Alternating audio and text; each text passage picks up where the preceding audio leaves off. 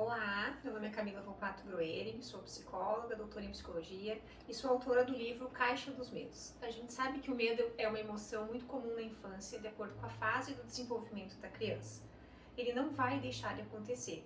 A criança precisa aprender a lidar com ele. E como é que aprende a lidar com ele? A criança precisa entender sobre o medo, saber como ele acontece, saber que existe um estímulo que causa determinadas reações de estresse, de desconforto, e são nessas reações que nós precisamos lidar. Foi assim que surgiu a ideia da Caixa do Medo, um recurso que foi utilizado, desenvolvido dentro do consultório, com várias crianças que vinham apresentando queixas de diversos medos, e nós fomos trabalhando e desenvolvendo estratégias para que as crianças pudessem lidar melhor com os seus medos. Dessa forma eu vou mostrar para vocês um pouco como é que se joga o jogo e quais são as possibilidades de usar ele com crianças e adolescentes no consultório. Então, essa é a Caixa do Medo, estratégia de enfrentamento e reestruturação cognitiva. Vem nessa caixinha, dividida em cartinhas, onde traz 12 medos. Medo de elevador, medo de altura, medo de dormir sozinho, medo de personagens animados, medo de assalto, medo de morrer, de procedimentos médicos, medo de separação dos pais, medo de animais, medo de ir para a escola, medo de escuro e medo de temporais.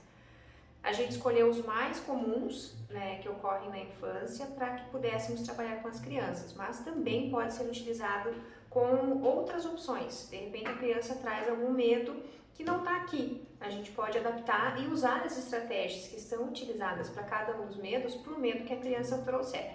Tem um manual que vai explicar bem certinho como funciona e eu vou explicar como é que a gente pode utilizar. Por exemplo, a criança tem medo do escuro, aí ela vai selecionar as cartinhas do medo do escuro, vamos colocar na mesa e cada cartinha dessas vai trazer 3 opções de formas de reestruturar esse medo. A criança vira e vai aparecer aqui.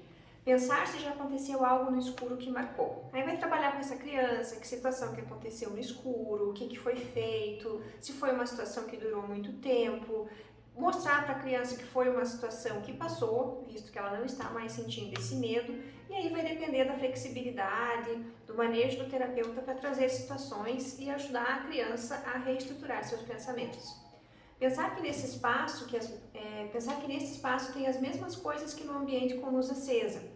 Dá para fazer um exercício da criança com a luz apagada e com a luz acesa para ela ver que as mesmas coisas ficam nos mesmos lugares, independente da claridade que tem ali no ambiente.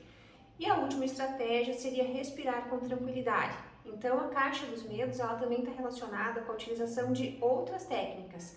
Antes da utilização, o terapeuta já deve ter trabalhado com a criança técnicas de respiração, técnicas de relaxamento, para que a criança possa se auto-aplicar e quando vem aqui as estratégias para lidar com o medo, ela já saiba como respira da forma adequada. Então, de repente, trabalhamos o medo escuro, a criança traz um outro medo que ela gostaria de trabalhar. Por exemplo, um outro medo que podemos trabalhar é o medo de dormir sozinho. Nós temos aqui novamente 3 estratégias para que a criança possa utilizar. Pensar que não tem nada demais no ambiente e fazer o exercício da respiração. Pensar em coisas boas, situações legais que aconteceram na escola, histórias que já ouviu e que ajudaram ela a se distrair, enfim. E fazer um relaxamento, que a gente entende que a criança já sabe previamente antes de utilizar a Caixa dos Medos. Essa é a forma de jogar o jogo. A gente poderia fazer isso com todos os medos. Então, tem crianças que no consultório, na hora da aplicabilidade do jogo, quer conhecer todos os medos. Mesmo que não tenha, por exemplo, medo de assalto ou medo de separação dos pais, ela quer ver quais são as estratégias que podem ser utilizadas. Vai depender muito, então, da experiência, da flexibilidade, do manejo do terapeuta para trazer situações já vivenciadas pela criança, trazer situações, exemplos que a criança possa utilizar para se ajudar a entender melhor o seu medo. Então essa é a Caixa dos Medos, espero que gostem e façam um bom trabalho com as crianças que possuem medos.